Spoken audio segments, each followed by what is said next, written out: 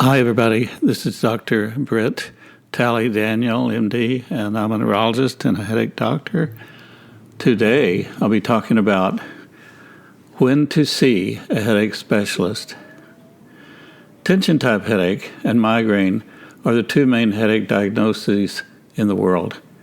And tension-type headache and migraine are 99% of headache in general, but most patients who come to see a doctor have a migraine, as tension-type headaches rarely come into the office unless they're overtreating and get medication overuse headache. Tension-type headache and migraine are called primary headaches, which means that the cause is uncertain, but the neurologic exams and all tests for workup, such as blood work, lumbar puncture, and a CAT scan or MRI scan, are normal. Hypertension is referred to as primary also because the majority of patients have no apparent medical abnormality found after workup. Although many neurologists and primary care physicians treat persons with headache, a true headache specialist has specific qualifications that make them especially equipped to treat migraine and other headache disorders. So the question is, when to see a headache specialist? When headache is more frequent and severe and medical treatments haven't worked, or the diagnosis is uncertain, then it's time to see a headache specialist. When headache is disturbing your life, your work, your general health, and your sleep, it's time to see a headache specialist. Related questions. What is a headache specialist? Doctors who specialize in headache have their own personal interest in headache, and they like to read about it in scientific journals and books, and to go to headache meetings. Many of them have migraine themselves. During training, they may take a headache fellowship program. Because most headache patients a doctor sees occur in patients, and generally who are healthy, and have a normal neurologic exam and test, headache doctors gain a lot of experience seeing the same kind of problem over and again. 89% of new patients to a headache clinic have medication overuse headache, which is a syndrome due to overuse of painkillers and headache medication. The doctor may hear that their patient used to have episodic headaches lasting hours to 2 to 3 days, but during the past 6 months, the headaches have occurred continuously and daily. The headache pattern may have migraine features of being one-sided, severe, throbbing, or stabbing pain, and having nausea and vomiting and or sensitivity to light or sound. Then on interview, the doctor may find the patient is drinking 4 cups of Starbucks coffee a day and taking tramadol, an opiate narcotic, several times a day. Caffeine is the number one drug over the counter that causes medication overuse headache, and tramadol, as I mentioned, is an opiate narcotic that should really never be used for headache because of the fear of addiction and headache provocation issues. The doctor will do a careful neurologic exam on that patient and to review or order tests such as blood work or a CAT scan or MRI scan, but the rest of the interview will be educating the patient that he needs to stop caffeine and tramadol either suddenly or slowly by tapering off. Then the doctor will usually substitute treating the daily severe headaches with 1 or 2 weeks of cortisone, which usually helps.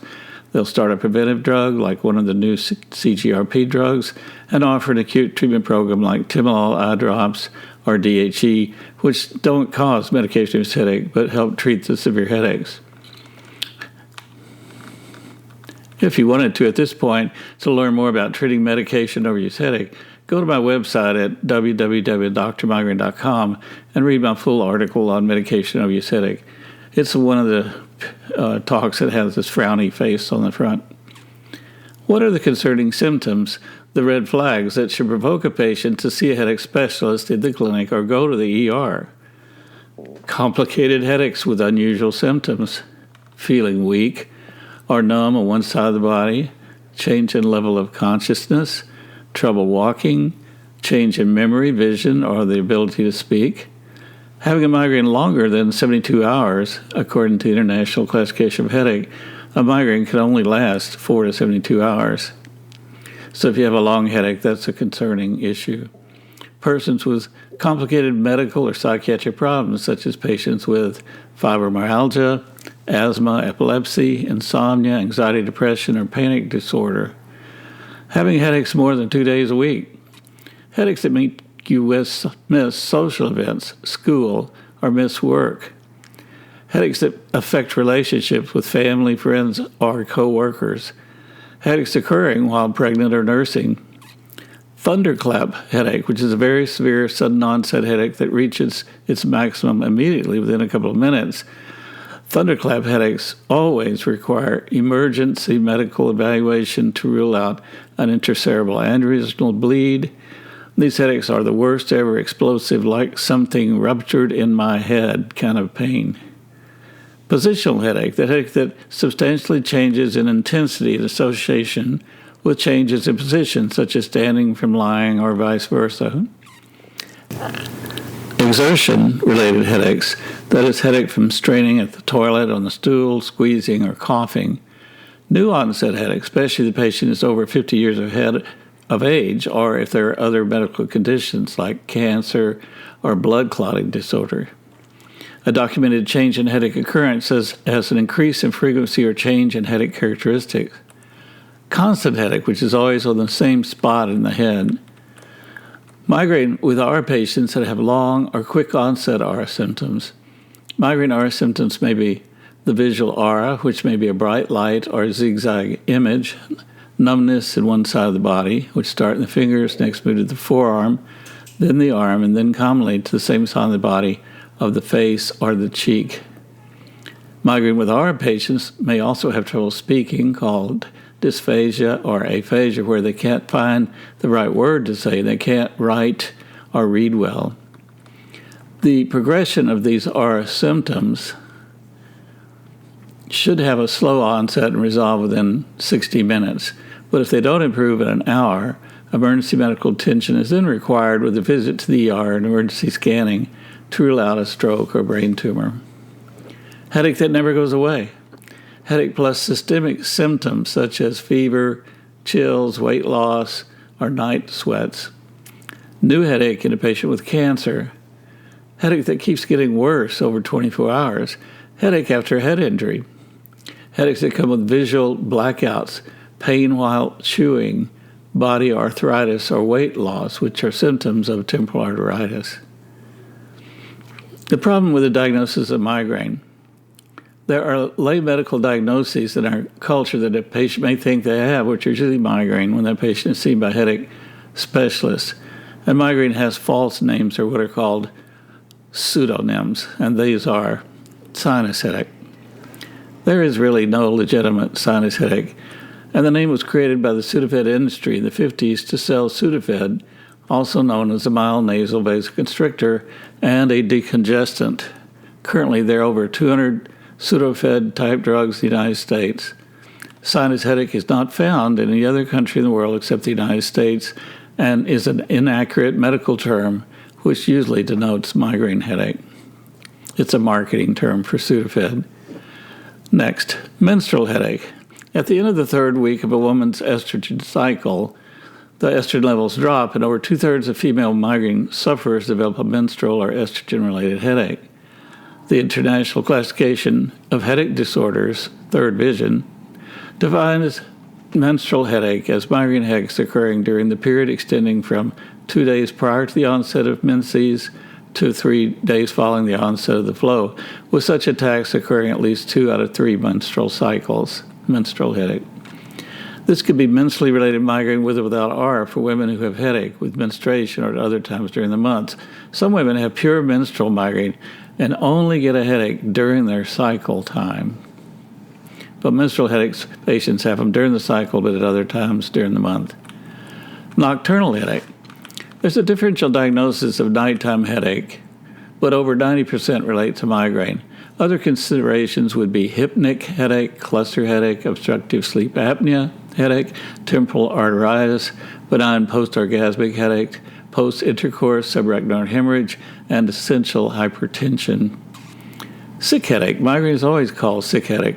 Migraine turns on the vomit center in the brainstem and makes people nauseated or vomit. Hippocrates described sick headache 300 years before Christ. One-sided headache. Galen, a Roman physician in the 3rd century, described hemicrania, which means half of head. As time went on, the HE part of the word of hemicrania was removed, and you've got micrania, which then became migraine. So migraine comes from a word that means half of the head, and being one-sided is the most common migraine symptom. Hungry headache. Fasting or low blood sugar level promotes cerebral vasodilatation, which can start or aggravate headache in persons with migraine. The treatment of hungry headache is to feed it and also take medication. How can I find a headache specialist? Your primary care doctor likely has a list of doctors he refers to. It would be a good place to start. Your county or state medical society may have a list of doctors for headache referral. Word of mouth or the internet can be helpful, but avoid doctors who use opioid narcotics or butalbital, also known as Fiorinol, Fioricet, or Esject, which is the worst drug that causes medication abuse headache. The American Academy of Neurology and American Headache Societies have a list of headache doctors in various medical cities. How do you prepare for your first visit with a headache specialist? Prepare a complete summary of drugs you take, over-the-counter and prescription too. Write down how often you take drugs for a headache. Comment on any family history of migraine, because migraine is genetic and it's inherited and comes in families. Tell the doctor that your mother and your sister have migraine. Caffeine in coffee or tea is important for the doctor to know. It is a common migraine aggravator. Bring in your imaging disc or medical testing, such as blood work or any previous doctor office notes you can provide.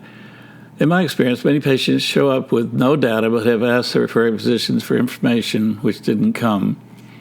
Unfortunately, there's a shortage of headache specialists in the United States. Because of this, wait times can be long. Get online and read some of the educational articles. Go to reliable sources like the Mayo Clinic or the American Headache Society. Go to my website. Trust me, I have lots of data on headache organized into categories at www.drmigraine.com. And remember, although headache is a terrible, painful, disabling medical condition, it is usually not due to any serious medical problem. Go see your doctor, get worked up, and have tests. So God bless all you folks who have migraine or headache. Please click on subscribe down there so we can follow each other. And I will see you all on the next talk.